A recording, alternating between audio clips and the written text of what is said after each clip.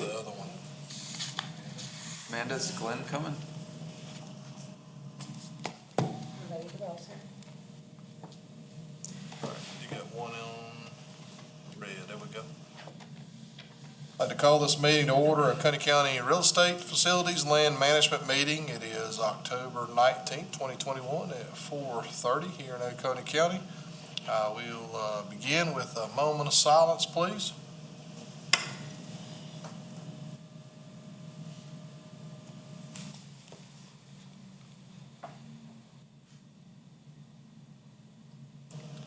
Thank you.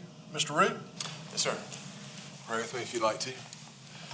Well, Father, we turn this meeting over to you, in fact, this whole evening, that your will would be done, that we would diminish and you would increase, that we would really be, again, slow to speak, slow to anger, quick to listen, and just have your mind, not our own, but to be selfless and to be kind.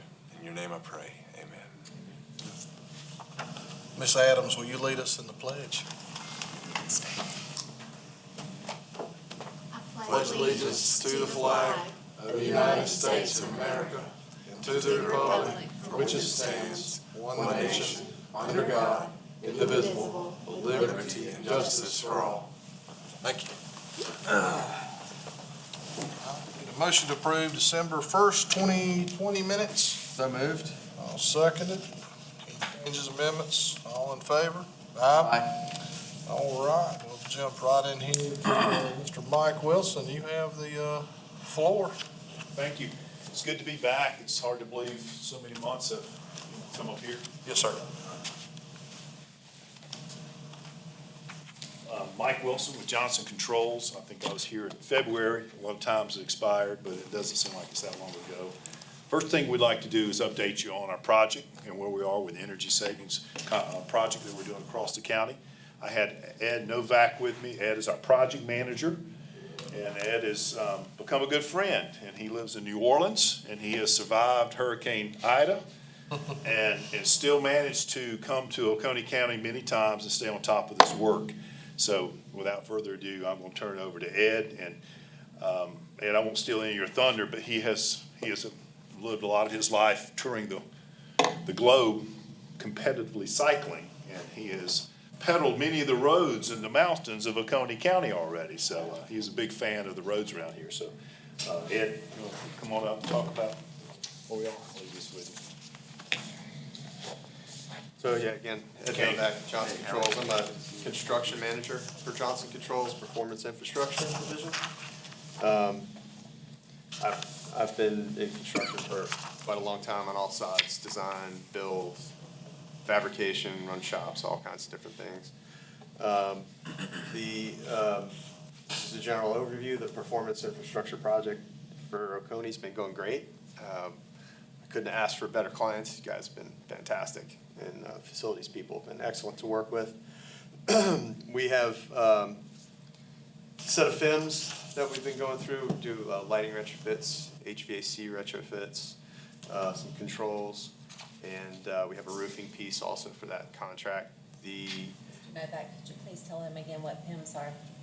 It's not language we utilize Oh, I'm every sorry. day. They are scopes of work that are components of the contract, essentially. So Facility improvement manager. facility improvement, yes. Thank you We're so much. rich in acronyms in our world, so. So the lighting is largely complete. We are doing a few more retrofits in a couple of buildings. We've been able to find increased savings by different approaches that we've been doing in the field. So we've actually been able to accrue some additional funds within your contract. And we've been tackling other buildings that were outside of the scope to get your just to get you more bang for your buck and to get other buildings addressed, right? Because we could. So that's been going pretty well. It's rolling ahead. We're also going to do a little bit of preemptive roofing for the new roof system for the sheriff's office, involved with some of those credits, and we're proceeding through that now. The roofing piece, there will be a credit to the county. We are suggesting that we roll that up into a separate contract. That would be a piece of the design build that we're proposing for the voter registration building.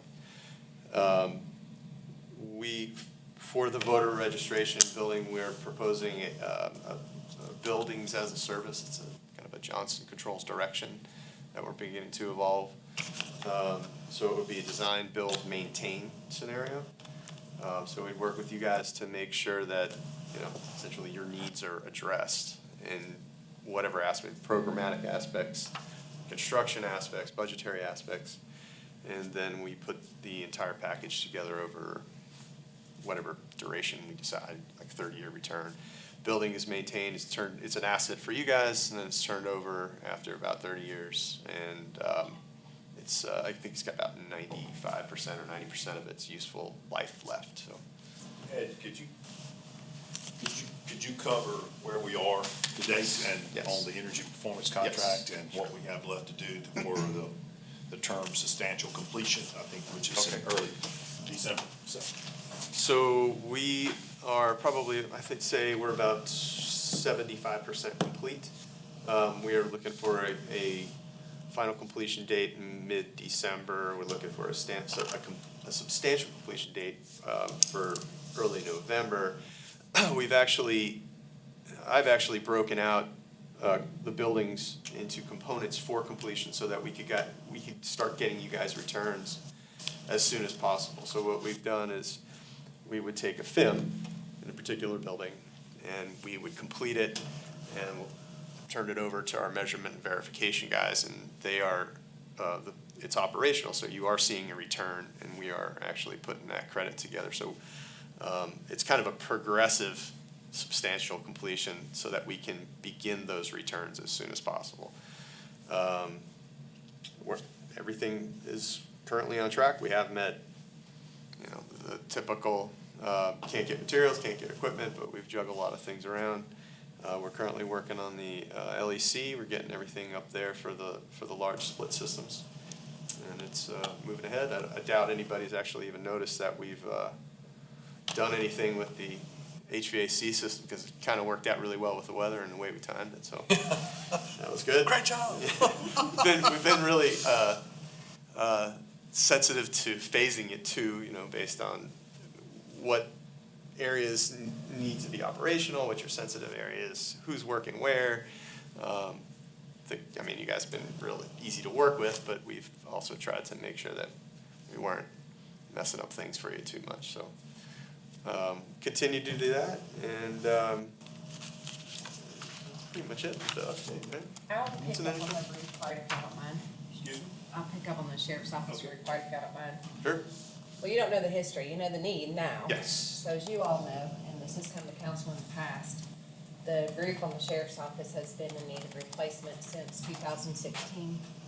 And the fire happened, and the insurance coverage was supposed to cover the replacement for the roof and the portion of the building, which is where the investigations team is, which is the closest side of the old structure, not the giant structure on the front. The replacement of the gutters, which are the interior gutters, which is underneath the membrane of the roof, they've been a problem for, I think, 3 weeks or so after we built it. Anytime it rains, the water runs down the front facade of the building. I know that you've all seen the guttering, and we did a repair on it a while back. It's just not a repair. It needs to be entirely replaced.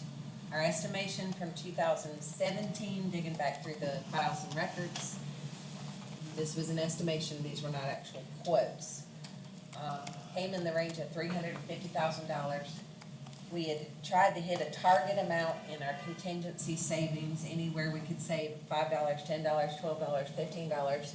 On the current JCI contract, we had rolled over into a contingency amount for that anticipated roof replacement. Ed, I believe that roof has been engineered, is that correct? That is correct. So when we sent out bids, we got several back. They're more than double of what the anticipated cost would be, which is not a surprise from 2016 till now. And the entire roof is in the scope now, where only portions of the roof have been in part of the scope in the past. But if we're gonna fix a problem, we might as well fix the problem in its entirety. and get rid of the gutters that were causing the problems on the facade of the front of the building in the first place, and put exterior gutters on to eliminate future water damage on the front facade of the building. With that said, the reason that we wanted to be able to close and this current contract we're on is so that we do start getting the FIM feedback, and we start measuring our savings and our energy components here. The sheriff's office roof, combined with the need, as everyone knows, 2020 was a terrible year for a pandemic. It was a terrible year in a lot of ways. We were lucky in some ways that we were in the pandemic during one of the largest voter turnouts that we've ever had in this county during the 2020 elections. If this county building had been open to the public at the time, we would not have been able to certify the security of the voting machines. And all of you know, Ms. Brooks was here last year demonstrating the new voting machines. They're large, they're about the size of a Herbie Kirby. We lined the hallways with them. Thankfully, at the time, we had the building closed to the public for the pandemic purposes. But because we know that future elections are going to pull just as much interest from the public and the voting members of Oconee County, which we should be happy with, we need to provide a safer and more secure facility for the absentee voting and for the voting machines themselves to remain in a secure location, in a permanent secure location, rather than being shuffled around this building in the various small storage areas that we do have. With that said, years and years ago, Pine Street property was evaluated for the possible relocation of the DSS facility before Oconee County purchased the current DSS building, which was the Next Day Air Apparel building, where DSS and Veterans Affairs are now. So there was a feasibility site plan done here at Pine Street, and there is a viable location. The reason this is important is because this is a voting precinct. This is an absentee precinct, and the registered voters in Oconee County, each one of them, whether they have an assigned precinct that they vote at on election day, or if they choose to vote absentee, or the elderly may choose to vote early voting, this is considered a precinct. By housing that structure at this site, there would be no reason for address change and the notification of every voter to have to go to a different location if they are used to coming here. Candidate filings would also be the same. We wouldn't have to change an address. Candidate filings could be done. The location would still be 415 South Pine Street. The resources provided to the voter registration staff and board during election season, which means anything from IT to physical manpower for the relocation of the machines and just assistance to them in general, would literally be just across the parking lot. The proposed site that we'd be looking at, and we have not done any feasibility, that's why we're here, is back behind this parking lot here. What is that, like due east, maybe northeast of where we're sitting right now? There's a concrete set of stairs that lead up a hill behind us, and there's an abandoned ball field, like an old baseball field, softball field. It's not regulation, I don't think, it's not quite that big. But we do have some acreage that goes toward where the detention center is to the South Church Street side. And what we would like for y'all to do is to give us direction to move forward with the feasibility and a cost estimate for the establishment of an on-site registration and elections building that would be on the Pine Street campus. We also need to add some storage. As you all know, Pine Street is about 50,000 square feet, 12,000 of which is hallways. Hallways are not good storage units. Fire marshal, thank the Lord, we have had good luck with storing the voting machines, but the fire marshal last year did notify us that the width of the hallways does require us not to utilize them for storage unless it's for temporary purposes. We will be needing to do an evaluation on the square footage required for that storage. A lot of documents, retention, we have to keep permanently, such as finance documents, deeds, treasurer's receipts, and assessor records. But there are records that we are allowed to go digital on, and in that case, we may not need the square footage that we currently have at the former DHEC building on Broad Street. The idea would be to combine the rear side of the building or the inaccessible side of the building and turn it into an archive/storage facility. and then the rest of the building would be for voter registration. The plus for this, with us leaving the current archive facility at the DHEC building, is that the Sullivan Center from Clemson University eventually would like that second floor, which we are underutilizing to a certain extent. And it would allow for the expansion of the free clinic and the mobile health clinic here at the DHEC building in Wahala. That's complicated, yes? It is. Good. So I'll make the motion to do a feasibility, study for a relocation of the election headquarters within the current precinct as it is. Is that clear? Is the money already appropriated? We don't have to have council approval for the money? Well, it's gotta go. It would be under 50. It would be under 50. So, Second. Second. On discussion of that, one thing that I do want to bring up as we, talk about that, it's definitely one of those things that I spoke to Ms. Brooks about several times of, as we move through secure elections, what a great job that she has done and current staff is doing, with what we have, which is, I don't know, 800 square feet or probably less than that. One of the thought processes that I have in that is not only do we look at election headquarters relocation, if we put and built a meeting room that can be a council meeting room, or not that we're, I know the school board is separate, but they're pressed for space over there. We're pressed for space over here. If we created a meeting room that can be used during elections for employee meetings and things like that, and then this room can be utilized back within the needs of the county because we're running out of space here. Yes, sir. And if we looked at doing that together, I don't think I need to amend my motion, just part of the feasibility, to look at that going, okay, let's think about this a little bit more as we continue to grow, as interest in government continues to grow, and those needs grow. It'd be silly to have the election headquarters over there and then you have to have the results read over here. Correct. So if we looked at those two things, instead of trying to say, okay, we need to build some more space over here, this is a extremely large area over here that we could have, and that wouldn't change anything from a parking standpoint. We still have parking here, parking there. So I'd like for that to be within that. So I agree. I think that's, we always seem to have logistical problems when elections are being certified and results are, so if it happens to fall on which I guess it always does, fall on a council night. It does always fall on a Yeah. Tuesday. And as you all know, we've canceled our November 2nd council meeting for Right. that very reason, for the municipal elections. Mhm.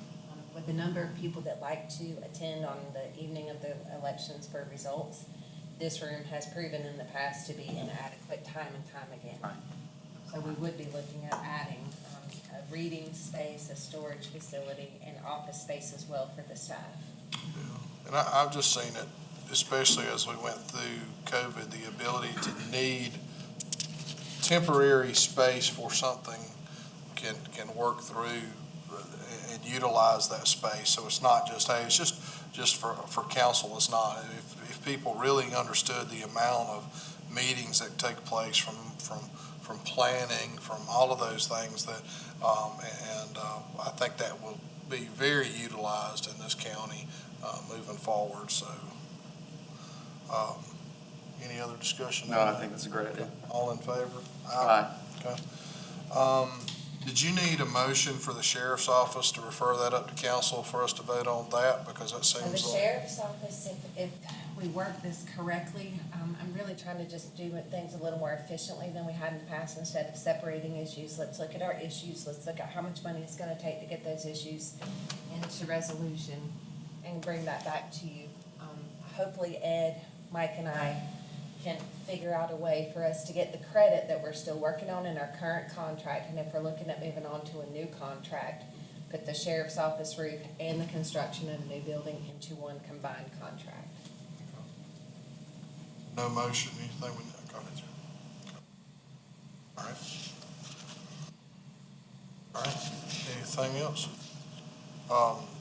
To touch base on the Johnson Controls, the energy reports that I've seen, all right, I think y'all lowballing it. It's great.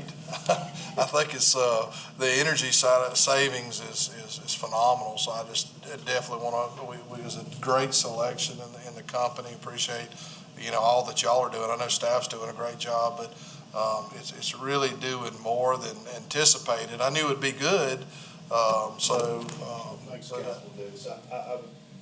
I would be amiss, I know I say this every time, but our staff has really enjoyed this project and, with the community and they just like coming up here. Yeah, And it's been welcoming and, they spend a lot of money up here too. Yeah. In restaurants, They're hefty things like that. eaters. Yeah, we have a lot of eaters, and, but it's been good. Just as a side note, the same project we're doing for you guys, we're about to start with Clemson University. So, same process. If I'm lucky, we're gonna have Ed on that project, so we may get him to move up here to Oconee County. Yeah. Yeah, we'll have to talk about that in separate meetings.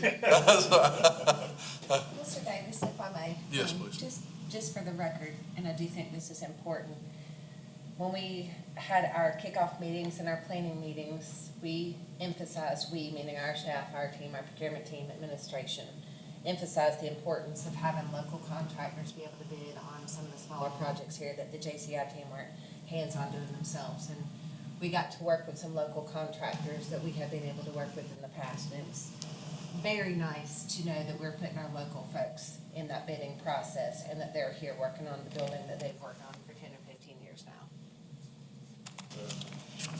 I'm excited for that project to continue moving forward. So it's like I said, definitely a great savings. And that's kind of what maybe that's the year of 2021 is savings. We decrease taxes, we're saving energy. I mean, what else are we gonna do? Who knows? You can do new stuff. Surprise. You can do stuff with existing budget, that's always a win. That's it. So, well, that's good. Anything else on those two items, Ms. Brock? I believe I'm okay. Gentlemen, y'all okay? We're good. Awesome, thank you. All right. All right. We'll move, Westminster Magistrate Facility upgrade. This is a super short and sweet. We have not had a real estate committee meeting in quite some time, so I didn't want to let this pass by. In front of you, you'll see a 4-page packet, bullet point at the top. I think the most important thing to say here is that we are on time and we are on budget.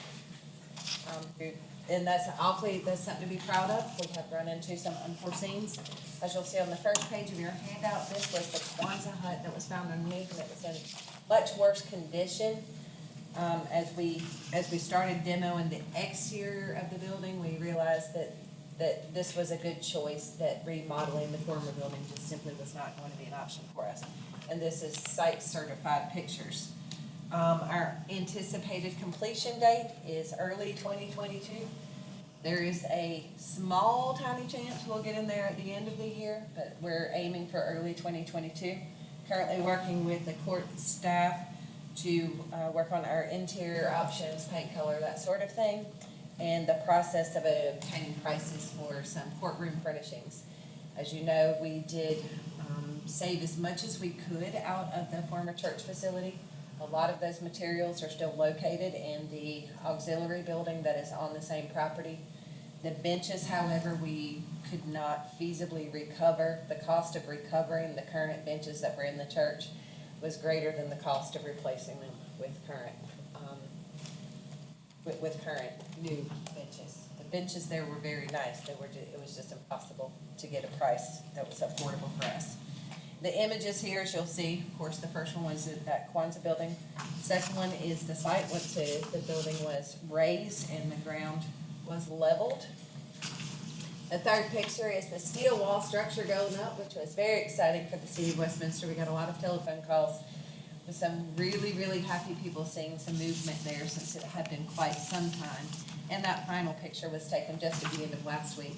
You'll see that the brick walls are going up on the outside. Things will be moving rapidly from here on out. The next update may be the grand opening. Yep.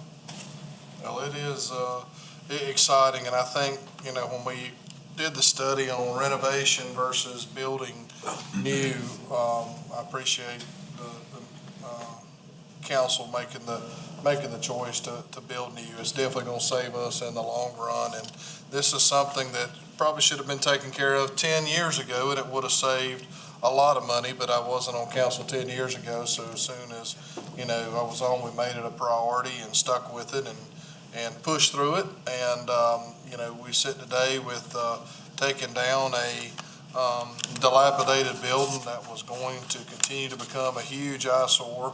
And it was in very, very bad shape. I talked to one of the contractors out there, and he was amazed that the steeple was still standing on the building.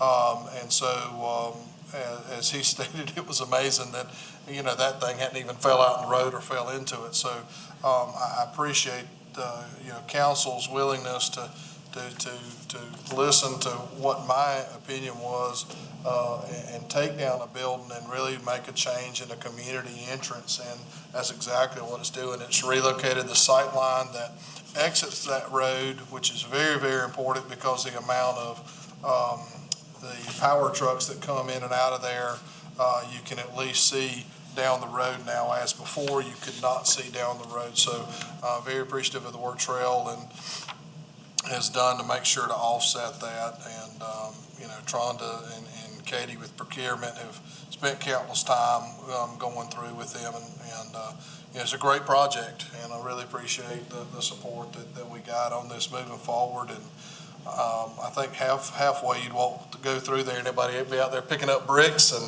everything else from the community at night. So part of the old building is scattered all through out Westminster. So which was quite interesting and intriguing at times. So, but anyway, appreciate the work that's being done on that, and that's going to really make a big difference to the entrance of Westminster, the city of Westminster. So, anything? I'm just glad to agree with Mr. Davis. As someone who's had long ago hearings in the current Westminster Magistrate building and been shocked at the condition of that facility in a bad way. It's very, I'm glad we're, as a lawyer and as a member of the general public too, that we're giving the halls of justice the facilities that they deserve and that exemplify the importance of the proceedings that occur there. I mean, it's important that especially the judicial branch, along with the other branches, but especially the judicial branch, have something that folks feel like something important is, it happens in there. And I think that, when it looks like you're walking into a bathroom in a gas station, it's not really the same feeling. So it's important for the juries and folks who are there, whether they're victims, defendants, plaintiffs, whoever, that they recognize that something important is happening, and because it is. So definitely appreciate staff's work and the contractor's work on keeping that on budget and on time, which is surprising considering all the supply chain issues we've had over the past 18 months. Yes, we're very fortunate. All right, anything else? I think for me, sir. All right, motion to adjourn. Second. All in favor?